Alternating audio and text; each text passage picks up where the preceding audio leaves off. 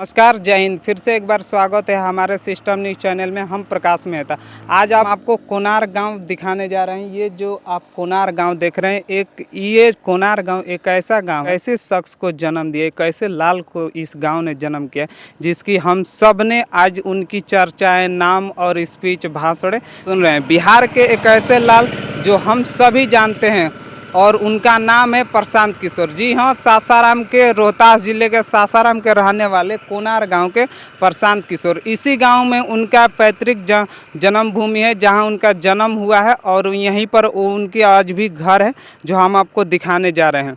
तो बिहार एक ऐसा चीज़ है जो बिहार को लोग कहते हैं, जैसे बिहार मतलब बगावत, बिहार मतलब बहादुरी, बिहार मतलब एक आवाज़, आंधी होता है। उसी तरह से एक बगावत, एक आंधी, एक जुनून लेकर प्रशांत किशोर बिहार को लेकर आए हैं, जो अपनी नई सोच और नई उम्मीदों को बिहार के एक नई दिशा की ओर लेकर जाने वाले प्रशांत किशोर। इसी गांव में उनका जन्म हुआ। तो आइए हम उनके गांव से और कुछ उनके लोग जो रहने वाले उनसे हम बात करते हैं और आपको दिखाते हैं।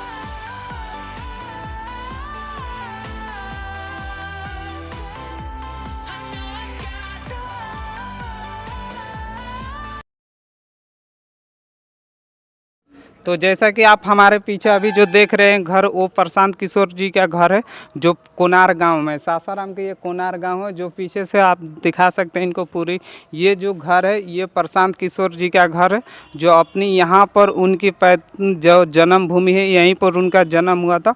और फिर उन्होंने रहता नहीं, अभी फ़िलहाल में जो बाबा हैं, आइए हम उनसे बात करते हैं कि ये कौन लगते हैं और क्या यहाँ करते हैं।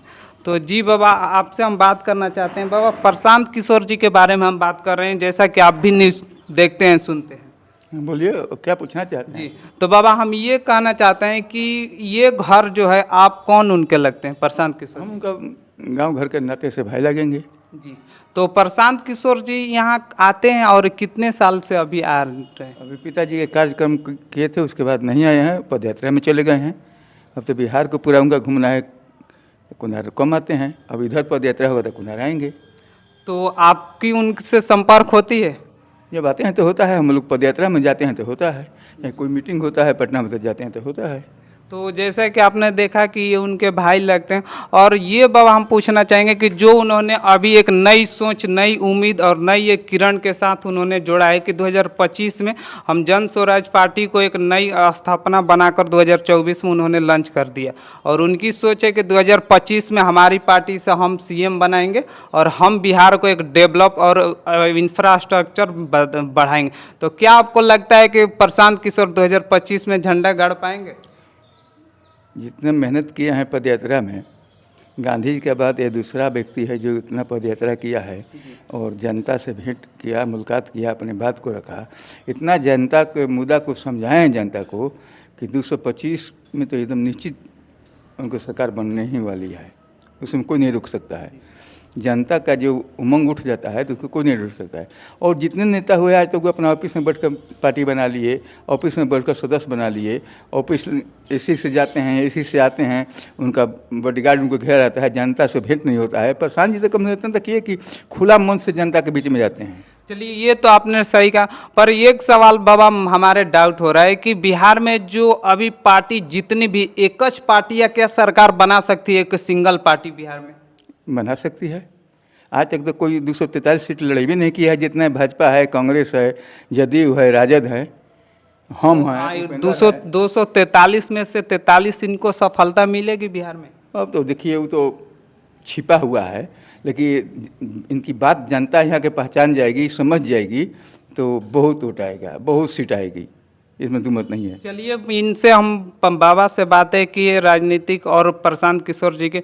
फिलहाल हम कुछ पूछते हैं बाबा और कि प्रशांत किशोर जी का यहीं पर जन्म हुआ, तो कुछ बातें और बताइए ना, कुछ जन्म के बारे में, कुछ उन्होंने कैसी कहानियाँ पढ़ाई यहाँ से पूरी की, तो आप तो उनको देखे होंगे कैसे विचार के थे, क्या उनको पहले से ही सोच रखते थे कि हमें ये चीज़ करना है बिहार के लिए, या आगे सोच जैसे होता है ना कि हमारी माइंड एक थॉट है कि हम राजनीतिक में जाएंगे, तो क्या पहले से सोच रखे थे? वो सरकारी स्कूल से पढ़े हुए हैं। उनके पिताजी डॉक्टर थे, करहगर में थे, बक्सर में थे, शाहपुर में थे, चैनपुर में थे। जहाँ जहाँ जाते थे वहाँ जाते थे, रहते थे वहीं पर, और वहाँ सरकारी स्कूल में पढ़ते थे। लड़के पर का बहुत तेज आदमी है, बहुत जिद्दी आदमी हैं, जो जिद पकड़ लेते हैं उसको छोड़ते नहीं हैं बिना काम किए हुए। तो इस बार भी तो उन्होंने कहा कि 15 साल हमने जिद पकड़ ली है कि बिहार को एक, जब तक डेवलप हम बना ना देते बिहार को, तब तक 15 साल में हम कुछ करने वाले हैं नहीं। तो उनकी ये जिद ये भी है। देखिए, थोड़ा बहुत जो आराम में रह जाता है, कूलर में रह जाता है, एसी में रह जाता है, कार से चलने लगता है, उसको पैदल चलने की मन नहीं करता है। प्रशांत जी इतना सुख स्वार्थ में रहे, इतना पार्टियों का चुनाव लड़ाए जिताए, और उतना आराम करते हुए वो आदमी आज पैदल चल रहा है, गर्मी में, बरसात में, धूप में, सब में पैदल घूम रहा है। तो क्या समझते हैं कोई जिद्दी आदमी नहीं है? वो जो जिद पकड़ लिया उसको छोड़ेंगे? वो तो कहिए रहे हैं कि 10 साल लगे चाहे 15 साल लगे, इस बिना इसको बिहार को 10 राज्य के श्रेणी में नहीं लाएंगे तब तक मानेंगे नहीं। अपना जीवन, जैसे लोग गाते हैं भगवान के भजन में कि जीवन को मैंने सौंप दिया सरकार तुम्हारे हाथों में, ये शरीर को, ये संपत्ति को मैं सरकार आपके हाथ में सौंप दिया है।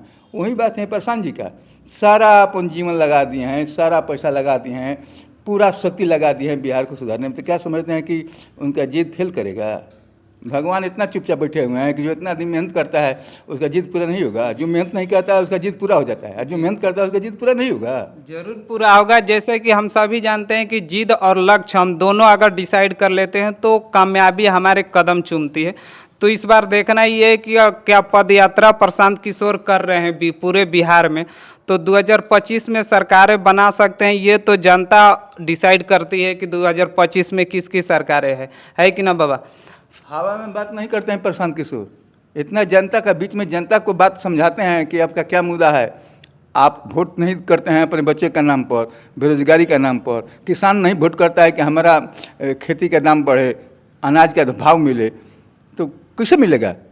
जनता को जब समझाने वाला है तो कोई नेता पैदा नहीं हुआ था, ये कम से कम ये तो इतना बता रहे हैं। बाबा एक और बात हम पूछना चाहेंगे कि बिहार में खास करके सबसे बड़ा जो इशू जो होता है ना, मुद्दा होता है, विकास से छोड़कर लोगों की जातियाँ होती है। मोदी जी की कितनी जाति हैं?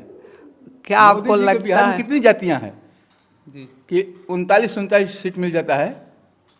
मोदी जी की जाति जब 5-2% नहीं है, जी कहाँ से उनको वोट मिल जाता है? नीतीश कुमार के कितनी जातियाँ है? 2.5%। कैसे सरकार चले जाते हैं, बना देते हैं? लालू जी के साथ में यादव और मुसलमान का संख्या है, उत्तरी बिहार में संख्या मुसलमानों का है, यादव का 1 भी सीट नहीं निकालते हैं। कहाँ चला जाता है जाति पाति? ये भ्रम में समवा दिया गया है जनता को। इन सब में आपको लगता है कि लड़कर आगे बढ़ जाएंगे प्रशांत किशोर? जनता के बीच में भ्रम फैला दिया गया है कि बिहार में जो होता है जाति पात का होता है। कहाँ नहीं जाता है? यूपी में जात नहीं है, कर्नाटक में जात नहीं है, गुजरात में जात पात नहीं है, सगरो इंडिया में जात पात है। अरे हमको आप चुन के लाइएगा तो हम भी तो किसी जाति से आते हैं। ये दिमाग से निकाल दीजिए कि जाति पात पर बिहार में खाली वोटिंग होता है, जात से ऊपर उठ कर वोटिंग होता है। राजीव गांधी कितनी जाति रहती थी? 84 में उनको इतना सीट आ गया। जी बीपी सिंह के कितने राजपूत यहाँ रहते हैं? उनका सीट इतना आ गया। सीट से, जात से ऊपर उठ के बिहार की जनता वोटिंग करती है, लेकिन पूरा इंडिया के लोग बिहार में पड़ गए हैं कि बिहार में जात है, बिहार में जात, और कहीं की जात की बात नहीं करेंगे, बिहार में करेंगे। बंगाल में जात पात नहीं है, कहाँ कोई कहता है कि बिहार में, बंगाल में जात पात है, यूपी में जात पात है। यहाँ से बेसी सगरो जात पात है, लेकिन बिहार को ही बदनाम किया जाता है। अच्छा, एक बात और पूछना चाहेंगे बाबा कि प्रशांत किशोर को कभी ऐसा सरकार के प्रति बचपन में लगा था ठेस की यार विकास हो नहीं रहा, रोजगार की, शिक्षा की कमियां हैं, तो आगे चल के इसको हम सुधारेंगे? देखिए, महात्मा गांधी की सोच को लेकर आगे बढ़े हैं। उनका दिमाग में घुस गया महात्मा गांधी की बात, और उसको अडिग हो गए कि मैं इसको बिना किए मानूंगा नहीं। महात्मा गांधी तो जन स्वराज लाए थे, मैंने गुलामी से आज़ादी मिले, उनको जन स्वराज लाना था, तो मार दिया गया, लोग उनको मार दिए। पहला व्यक्ति है कि गांधी के जन स्वराज के बाद जन स्वराज लाने के लिए बात कर रहा है। जन स्वराज का मतलब क्या होता है? गुलाम से जंजीर से निकल कर आज़ादी पा जाए। जन स्वराज का मतलब है कि जनता का सुंदर राज बन जाए। तो जनता का सुंदर राज अभी गांधी जी बनाए नहीं थे, उनको तो लोग खत्म कर दिए, मरवा दिया गया। तो अब ये इतना तो कर रहे हैं कि गांधी जी के सोच को लेकर जन स्वराज बनाने के लिए, जनता का सुंदर राज्य बनाने के लिए प्रोग्राम दे रहे हैं। और प्रोग्राम का सबसे खूबी बात यह है कि जनता के बीच में आज तक कोई नहीं गया है। जितना गरीबी देखना है तो उत्तरी बिहार में चलिए जी, वो तो बाढ़ से काफी उत्तरी बाढ़ से ग्रसित इतने लोग हैं कि बाढ़ की बात एक नहीं है। वहाँ सबसे अमीर लोग हैं, सबसे गरीब लोग हैं, मध्यम क्लास के लोग नहीं हैं। गरीबी देखना है तो उत्तरी बिहार में चलिए। बाढ़ में क्या है? यहाँ के तो दक्षिणी बिहार के तो आदमियों के लिए एक रूम भी है, उसमें ठहर जाएगा। उत्तरी बिहार में क्या है? गरीबों के बच्चों के पास इतना सुंदर सुंदर बच्चे हैं, लाला पड़ा है भोजन बिना, और उसको शिक्षा नहीं दिया जाता है कि जान जाएगा तो आगे बढ़ जाएगा, इसको मूर्ख बनाओ, स्कूल में खिचड़ी खियाओ, खाली पढ़ाई मत कराओ। मास्टर से कौआ के सर्वे कराएगा सरकार तो लड़के को मास्टर पढ़ा देंगे? हाथी कितनी है, बैल कितना है, ये सब मास्टर को लिखना है। तो मास्टर बच्चों को पढ़ाएगा कि लिखेगा? यहाँ के सरकार की मानसिकता है कि यहाँ गरीबों के बच्चे पढ़े मत, पढ़ जाएंगे तो अपना अधिकार जान जाएंगे, ब्लॉक स्तर से जिला स्तर से राज्य स्तर पर चले आएंगे। इसलिए इन लोगों को नीचे ज़मीन पर रखो, इन लोग को 4 किलो अनाज दे दो, बच्ची को पोशाक दे दो, साइकिल दे दो, खिचड़ी खिला दो। ये लोग उतने में भूला कर रहा है।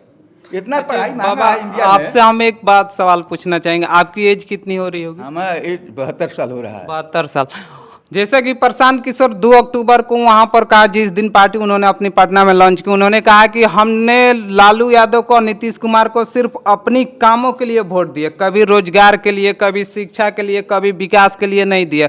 जैसे कि लालू यादव को हमने जातिवाद को उठाने के लिए, धर्म जाति को थोड़ा सा लेवल में लाने के लिए हमने वोट दिया और वो काम किया। नीतीश कुमार को हमने वोट दिया सड़कें, बिजली, पानी के लिए, हमने वो चीज़ें उन्होंने वोट दिया और उनको मिला। कभी हमने अपने बच्चों के लिए नहीं, रोजगार के लिए, कभी शिक्षा के लिए नहीं वोट दिया। तो क्या इस बार वो कह रहे हैं कि क्या प्रशांत किशोर अकेले विफल इसमें ला सकते हैं? अकेले हैं?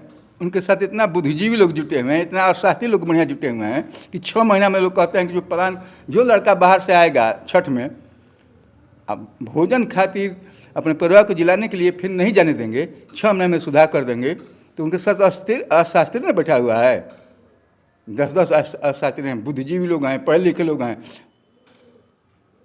समझ गए ना? तो इस बल पर वो कहते हैं कि काम हो जाएगा, होगा। अभी देखिए तैयारी में कितना कैंडिडेट बढ़िया दे दिए जी। तो आप तो निकालिए कि वो राजपूत हैं। प्रशांत जी राजपूत का नाम पर नहीं दिए हैं, उनको योग्यता का नाम पर दिए हैं।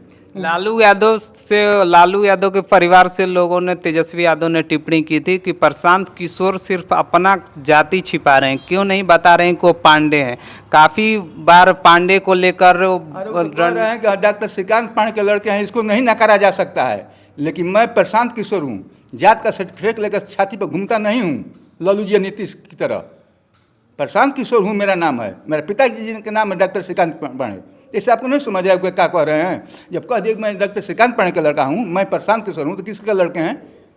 वो जात का सर्टिफिकेट लेकर नहीं चलते हैं, तो हम यही फलने जात हैं।